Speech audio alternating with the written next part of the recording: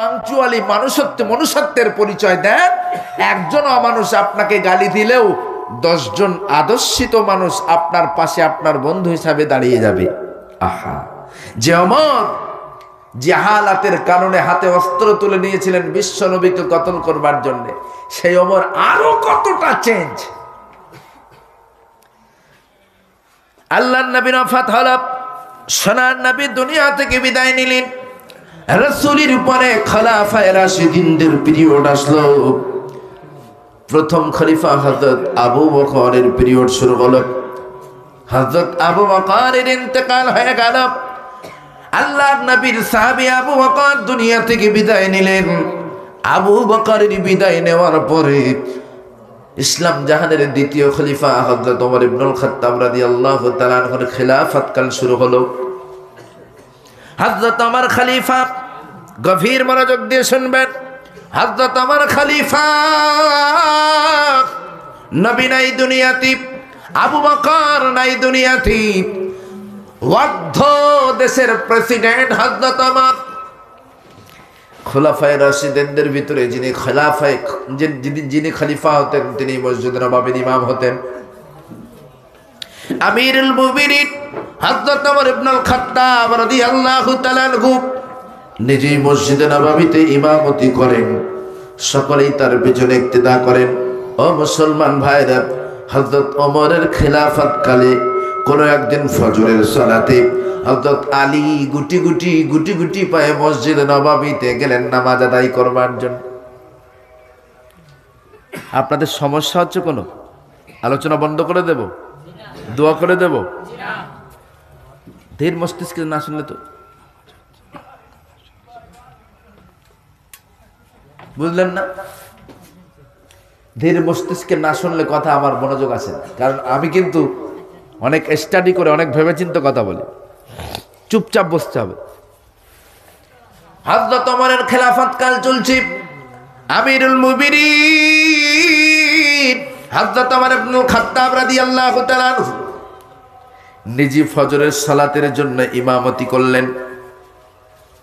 হযরত আলীর বর্ণনা, হযরত আলী বাড়ি থেকে রওনা দিলেন ফজরের সালাত আদায় করবার জন্য। চট জলদি মসজিদে যেয়ে দেখেন জামাত শুরু হয়ে গেছে। ও মুসলমান ভাইরা, ওমরের পিছনে বিশ্ব নবীর সাহাবী হযরত আলী নামাজে নিয়ত করলেন, দাঁড়িয়ে গেলেন ফজরের সালাত। নামাজ শেষ হয়ে গেল। আমিরুল মুমিনিন খলিফাতুল মুসলিমিন হযরত ওমর ইবনুল খাত্তাব রাদিয়াল্লাহু তাআলা আনহু সালাম ফিরালেন, আসসালামু আলাইকুম ওয়া রাহমাতুল্লাহ, আসসালামু আলাইকুম ওয়া রাহমাতুল্লাহ। দুই দিকে সালাম ফেরানোর সঙ্গে সঙ্গে সাহাবীদেরকে এলান করলেন, সাহাবী ও নবীর সাহাবী থোড়া মঠ যাইয়ে সামান্য কিছু সময় বসে যান। কুছ হাদিয়া হ্যায় হাদিয়া, কিছু হাদিয়া আছে। আল্লাহর এক বান্দি কিছু খেজুর হাদিয়া করেছেন, তিনি আমাকে বলে গিয়েছেন আমিরুল মুমিনিন আপনি নিজে খান, নবীর অন্যান্য সাহাবীদেরকেও খাওয়ান, ওই হাদিয়াটা আপনারা না নিয়ে চলে যাবেন না।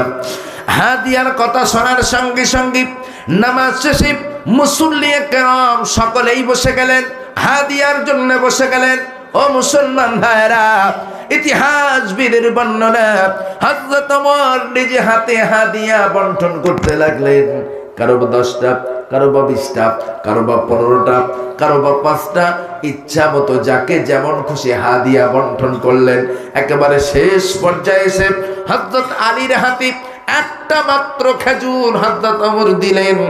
যখনই হযরত ওমর আলীর হাতে একটাই মাত্র খেজুর দিলেন, আলীর মাথা ঘুরে গেল।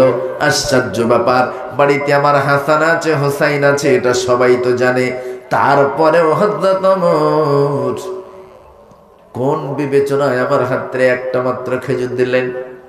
ডিরেক্ট ওমরের দিকে তাকিয়ে ধমক দিলেন, আমিরুল মুমিনিন হাসান হোসাইন আমার দুটো সন্তান আছে, এটা কারোর অজানা নাই, তারপরেও আপনি আমার হাতে দিলেন একটা মাত্র খেজুর, এটাই কি আপনার বিবেচনায় হয়েছে?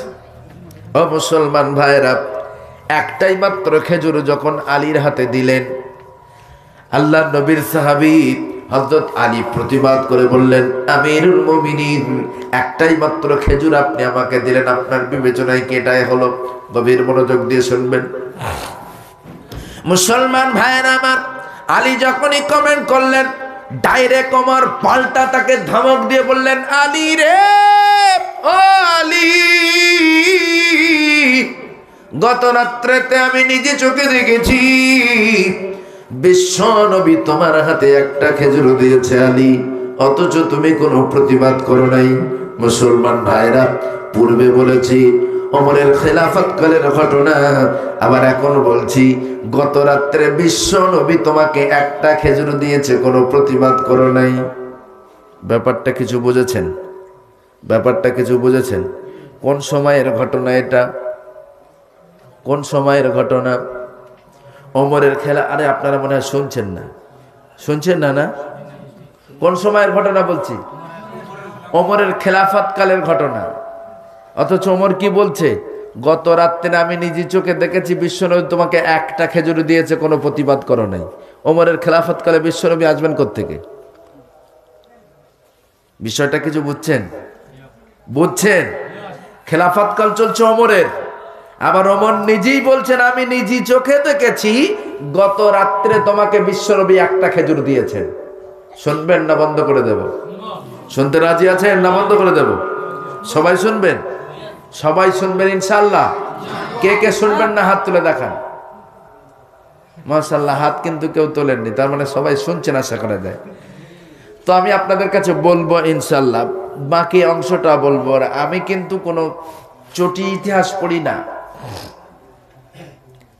আমি অবশ্যই রেফারেন্স সহ কোনো ইতিহাস না পেলে সেই ইতিহাস পড়ি না। ওমরের খেলাফত কালে ওমর নিজে বলছেন, আলী আমি তোমাকে একটা খেজুর দিয়েছি, এই জন্য তুমি আজকে আমাকে ধমক দিচ্ছ, অথচ আমি নিজে চোখে দেখেছি গত রাত্রে বিশ্বনবী তোমাকে একটা খেজুর দিয়েছে, অথচ তুমি কোনো প্রতিবাদ করো নাই। মুসলমান ভাইয়েরা আমার, বাকি অংশটুকু অবশ্যই আপনাদের কাছে আমি আপনাদের কাছে আজকে শুনিয়ে যাব।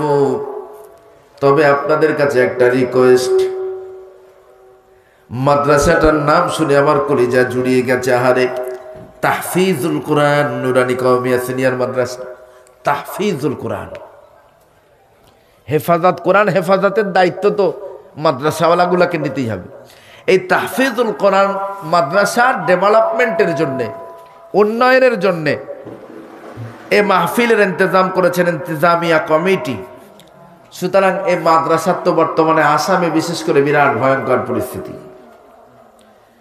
এই মাদ্রাসাগুলোকে চালানোর জন্য আপনাদের হেমন্ত সরকার কিন্তু লাখ লাখ টাকা দেয় না, দেয় নাকি? এই মাদ্রাসাগুলোকে চালানোর প্রয়োজন আছে না নাই? এই মাদ্রাসাগুলো যদি না চালান তাহলে আগামীতে যেটুকু ঈমান আমাদের ভিতরে আছে এটুকু আর থাকবে না, ঠিক কিনা? আহা, আমরা মোমেন, অথচ ইসলামের আইন ও কানুন আমাদের ভিতরে নেই, মাদ্রাসা শিক্ষা আমাদের ভিতরে না থাকবার জন্য। তো মাদ্রাসা শিক্ষা জারি রাখতে হলে মাদ্রাসাগুলোর প্রয়োজন আছে। এই মাদ্রাসাগুলোর যেহেতু প্রয়োজন, এই মাদ্রাসার জন্যে দুইজন হাফেজ শিক্ষক আছে না? আমি জানি এই এলাকায় এমন কিছু মানুষ আছে যারা চাইলে একজন শিক্ষকের বেতন একা দিতে পারে না, এভরি মান্থ, আছে না নাই? আচ্ছা, শুধু মাথা ঝুঁকালে হবে না, যারা মাথা ঝুঁকাচ্ছেন তাদের কিন্তু দিতে হবে কিছু। যদি কোনো আল্লাহর গোলাম থাকেন ইনশাআল্লাহ, একজন হাফেজকে যা বেতন দেওয়া হয় মাসে, আমি দিয়ে দেবো ইনশাআল্লাহ। এমন কোন আল্লাহর গোলাম যদি থাকেন ইনশাআল্লাহ, যতদিন আমি পারবো, আমার আল্লাহ যতদিন ক্ষমতা রাখবেন ততদিন আমি একটা করে হাফেজের বেতন দিয়ে যাব। আমি মুসাফির হালতেও আদা করছি, আল্লাহ যদি ও আদমকে জান্নাত দেন, আমি কিয়ামতের দিন আল্লাহকে বলবো, আল্লাহ আমি আদা করে রেখেছিলাম মাদ্রাসার খিদমতের জন্য, মাদ্রাসার স্বার্থে, দিনের স্বার্থে ওয়াদা করেছিলাম, আমাকে যদি আল্লাহ জান্নাত দেন, আমি আপনার সেই দাতাকে না নিয়ে জান্নাতে যাব না। আছেন কোন আল্লাহর গোলাম? আমি পরের অংশটা ইনশাল্লাহ শোনাবো, ওয়াদা করলাম, চলে যাব না আপনাদের ছেড়ে। কে আছেন? একজন ব্যক্তি, নাম যদি প্রকাশ করতে ইচ্ছা না হয় অন্তত গোপনে কর্তৃপক্ষকে জানিয়ে দেন যে ইনশাআল্লাহ আমি পারবো। আল্লাহ আমার সে আওকাত দিয়েছেন, আমি মান্থলি না করতে পারেন আগামীকাল আপনার টাকা অর্থবিত্ত থাকবে, তার তো কোনো নিশ্চয়তা নাই। আপনার টাকা যখন ফুরিয়ে যাবে রে আল্লাহর গোলাম, তখন আপনাকে পস্তাতে হবে। আর আজ আমি আপনাকে বলে গেলাম, নবীর ঘর মাদ্রাসায় যদি আপনি এই দানটা করতে থাকেন, কিয়ামতের দিন আপনি কবরে চলে যাবেন, কিয়ামত পর্যন্ত নবীর ঘর মাদ্রাসায় কোরআনে কারিমের তেলাওয়াত চলবে।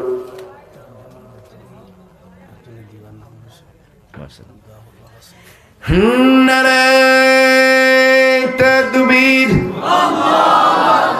নারায়ে তাকবীর।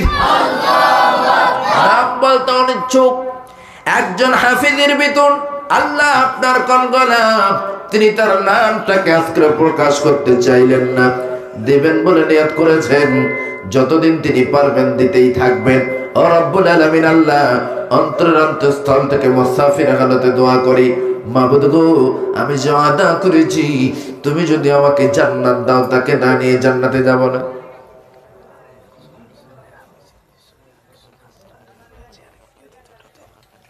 আমি তো বুঝতে পারলাম না, আপনি বাংলায় বলেন, আসামিজ বললেন।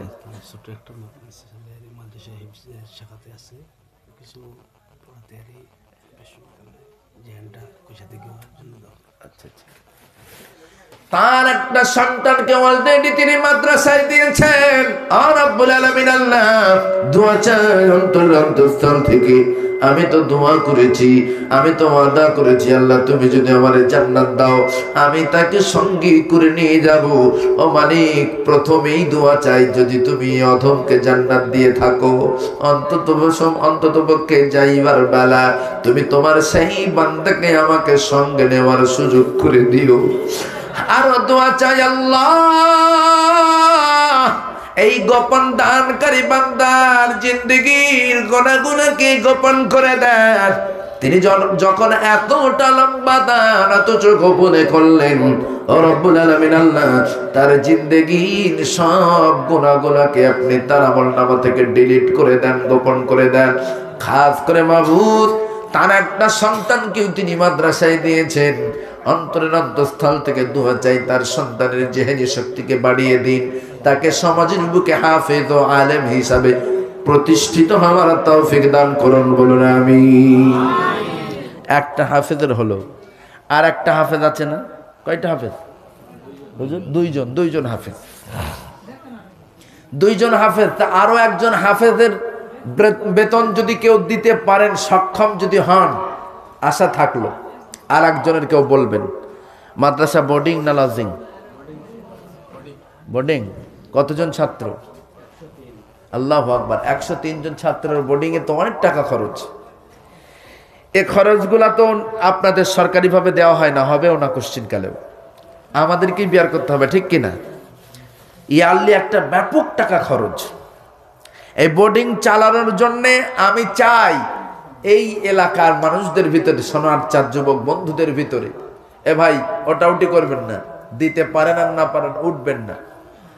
আমি 10 জন এমন সদস্য দেখতে চাই, তারা মান্থলি 500 টাকা করে, বেশি চাই দাবি করব না, মান্থলি 500 টাকা, মাসে 500 করে টাকা আল্লাহর রাস্তায় কুরবানি করতে থাকবেন। আজকের দোয়া করব, আশারা মুবাশশারা যে 10 জন সাহাবীকে আল্লাহর নবী জীবদ্দশাতেই জান্নাতের সার্টিফিকেট দিয়েছিলেন, তাদের সঙ্গে মিলিয়ে যেন আল্লাহ জান্নাত দেন তাদের, এমন 10 জন ব্যক্তি দেখতে চাই মাসে 500 করে টাকা ইনশাল্লাহ কন্টিনিউ দিতে থাকবেন। কে আছেন আল্লাহর গোলাম? নাম্বার 1-এ দ্রুত, একটু দ্রুত বলেন। নাম্বার 1-এ কোন আল্লাহর গোলাম আছেন যে হুজুর ইনশাল্লাহ 500 করে টাকা আমি মাসে মাসে দিতে থাকবো, মান্থলি সদস্য 500 টাকার? কে আছেন?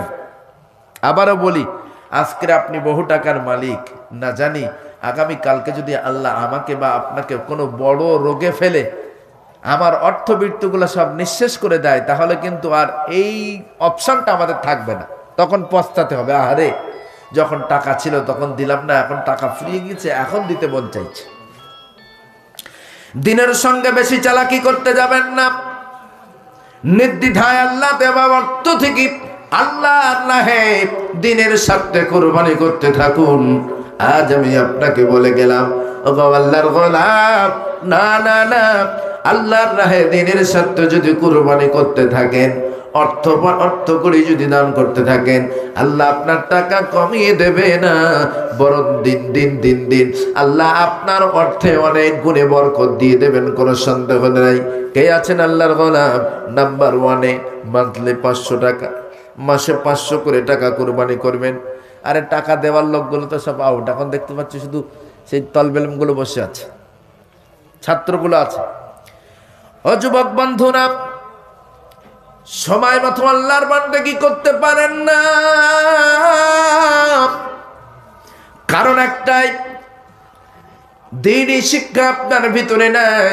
এই জন্য সমাজ থেকে দিন যাতে মুছে না যায়, সেই জন্য দ্বীনি শিক্ষা প্রতিষ্ঠানগুলো চালু রাখার জন্য আপনি যদি ন্যূনতম একটু ভূমিকা নেন, আপনার 500 টাকাটা হয়তো মাসে 500 টাকা কিছু মালুম হবে না, কিন্তু আপনি জেনে রাখবেন আপনার ওই টাকাটার বিনিময়ে দিনের ছোট্ট একটা বাতি টিম করে জ্বলতে থাকবে।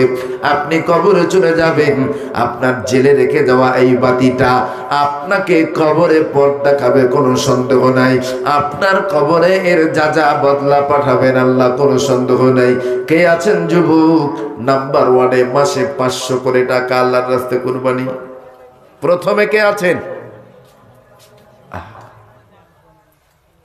ইমানের দাবি যদি কুরবানি হয়, সে দাবি পূরণে আমি তৈরি যেন থাকি। ওগো দয়াময় আমার প্রভু দয়াময়, ওগো দয়াময় আমার প্রভু দয়াময়। ইমানের দাবি সে তো বসে থাকা নয়, ইমানের দাবি হলো কিছু বিনিময়। সেই বিনিময় যদি শরীরের ঘাম হয়, সেই ঘাম দিতে আমি তৈরি যেন থাকি। ওগো দয়াময় আমার প্রভু দয়াময়, ওগো দয়াময় আমার প্রভু দয়াময়। 7 নম্বর হজের মেম্বার রেজিয়া খানম 25টা খাতা দিয়েছেন, বার্নিং খাতা, আর তার স্বামী দিয়েছেন 1001 টাকা। মাশাআল্লাহ। 7 নম্বর ওয়ার্ডের মেম্বার রিজিয়া খাতুন, রেজিয়া খানম 25টা কর্ণিক খাতা, হ্যাঁ 25টা খাতা, এবং তার স্বামী সমাজসেবী একজন ফজল উদ্দিন আহমেদ সাহেব 1001 টাকা। আপনার খুশি না বেজার? হ্যাঁ সবাই বলেন খুশি না বেজার? রব্বুল আলামিন মেম্বার ফ্যামিলির দানকে কবুল করে নিন, তাদের স্বামী স্ত্রী আশা তামান্নাগুলোকে পূর্ণ করুন, রুজি রোজগারে বরকত দান করুন, সমাজের মানুষের আরো বেশি করে সেবা করবার তৌফিক দান করুন। ও আরশের মালিক, এমন দিনী প্রতিষ্ঠানের প্রতি তার আমানত, তাদের এমন দানকে কবুল করে নি, তাদের আশা তামান্নাগুলোকে পূর্ণ করে দিয়ে এই দিনের সমাজের খিদমত করার আগামীতে তাদের আরো সুযোগ করে দেবেন। ও রব্বুল আলামিন, খাস করে মাওলা তাদের ফ্যামিলিতে শান্তি দান করুন, তাদের সন্তান আদিদেরকে নিয়ে সহি সালামতে বসবাস করার তৌফিক দান করুন। আর কে আছেন? দ্রুত আসেন। আমাদের মাদ্রাসার হাফিজ সাহেব, উনি 500 টাকা দিবেন। মাদ্রাসা হাফিজ সাহেব